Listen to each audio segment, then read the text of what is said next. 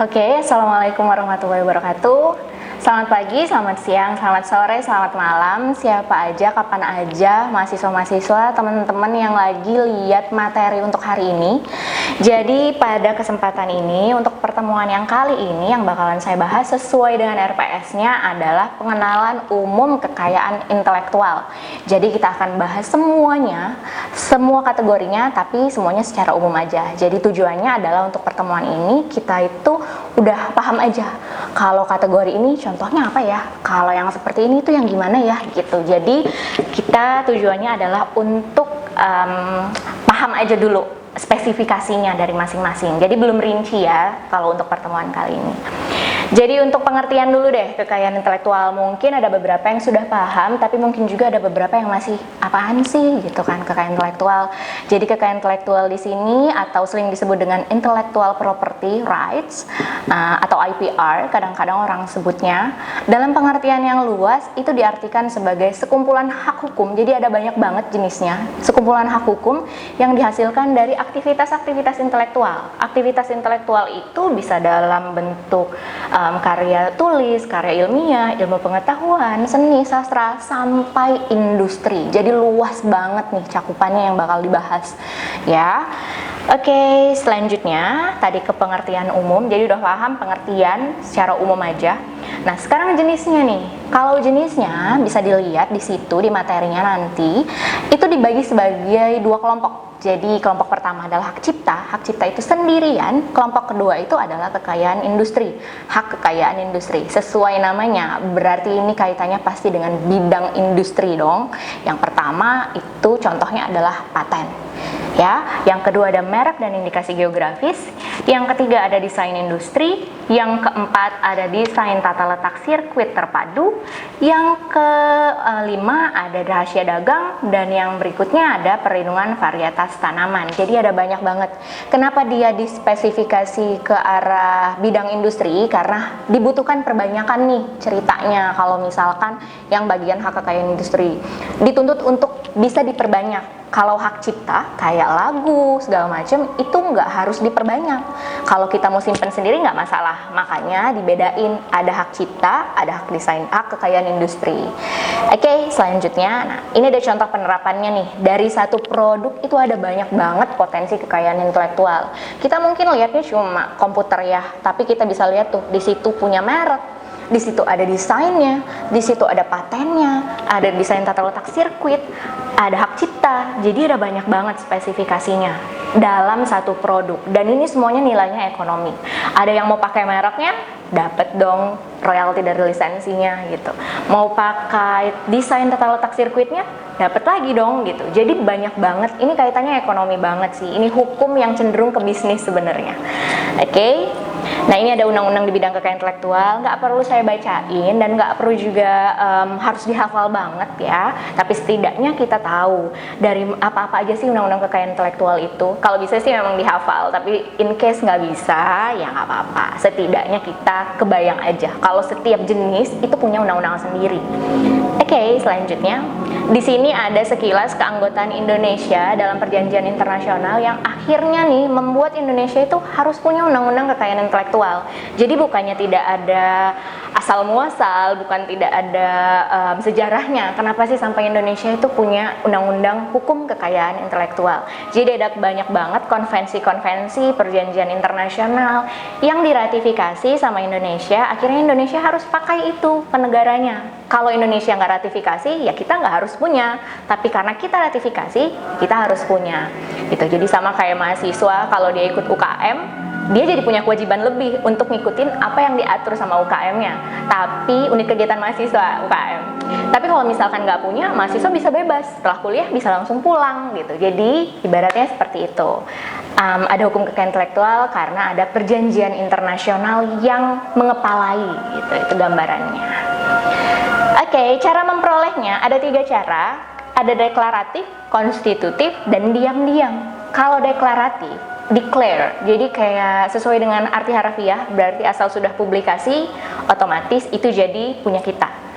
Kalau konstitutif, sesuai dengan namanya, konstitutif berarti harus tercatat. Namanya tercatat, kita harus isi dokumen.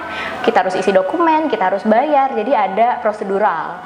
Kalau diam-diam berarti rahasianya kita simpen sendiri, cuma nanti kalau misal kita bikin perjanjian sama orang, perjanjian yang didaftarin. Jadi kita diam-diam aja, selama itu kita belum kasih ke orang, kita nggak perlu daftarin. Yang penting kita berusaha sendiri untuk menjaga rahasianya. Jadi ingat, ada 3, deklaratif, konstitutif, dan diam-diam.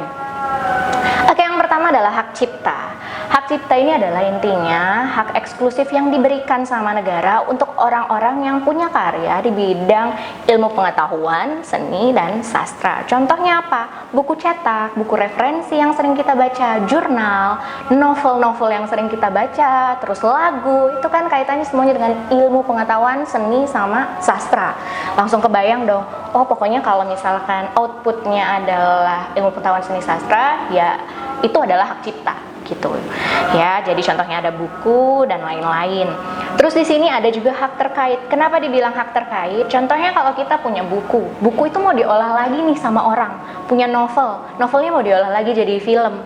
Berarti si produser film, si yang buat original soundtrack, dia punya hak-hak terkait. Dari apa? Dari hak cipta utama yang isinya adalah cerita utama dari novel kita gitu. Jadi di sini ada hak artisnya. Jadi artis yang dijadikan pemeran itu punya hak produser rekaman, lembaga siaran, ini adalah hak-hak terkait gitu. Dari satu jenis hak cipta aja, karena hak ciptanya diolah. Ya, kecuali hak ciptanya kita simpan sendiri buat kita dan nggak kita komersilkan, ya udah, berarti tidak ada hak-hak terkait itu gitu. Nah, ini ada contoh-contoh yang sukses dengan hak cipta.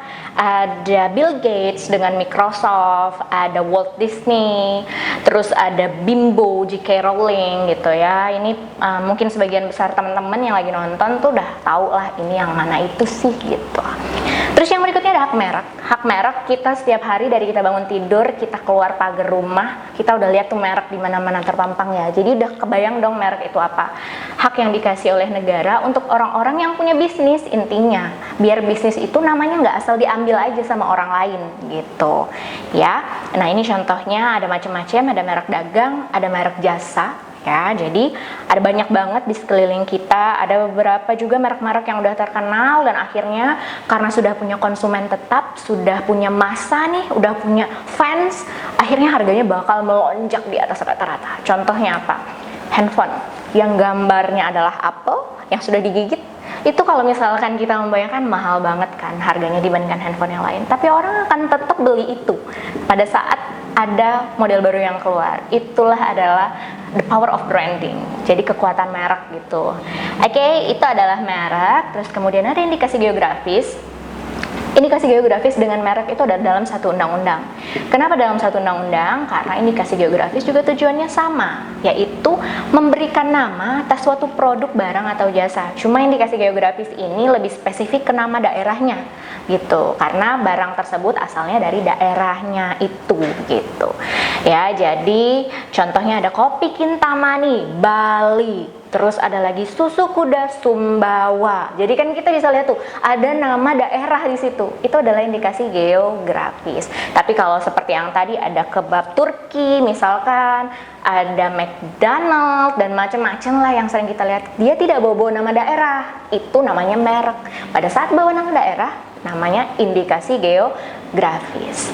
Oke, yang berikutnya adalah paten. Paten ini kaitannya adalah pasti dengan teknologi sama invensi nih, sama ya yang sering kita lihat lah, robot ya, mobil, pesawat terbang. Dulu mungkin orang kalau mau ke daerah-daerah itu harus lewat laut, harus lewat darat berhari-hari, mau naik haji lama banget sampainya. Kalau sekarang udah ada pesawat. Jadi untuk menjawab kesulitan orang-orang, kesulitan masyarakat, akhirnya para ilmuwan tuh bikin kan temuan-temuan gitu. Jadi negara memberikan apresiasi atau perlindungan untuk orang-orang pinter di luar sana, untuk teman-teman yang punya kemampuan buat teknologi atau invensi. Ya, jadi contohnya tadi ada robot, terus di sini lihat ada pesawat, ya, ada kamera, ada TV yang makin kesini makin langsing kan. Kalau dulu TV-nya gede-gede, dia nggak bisa dipindahin kalau nggak 2 orang yang angkat. Kalau sekarang tinggal diangkat pakai 1 tangan, dia pindah gitu. Oke, berikutnya ada hak desain industri. Kalau desain industri udah pasti kebayang. Desain industri itu pokoknya desain barang.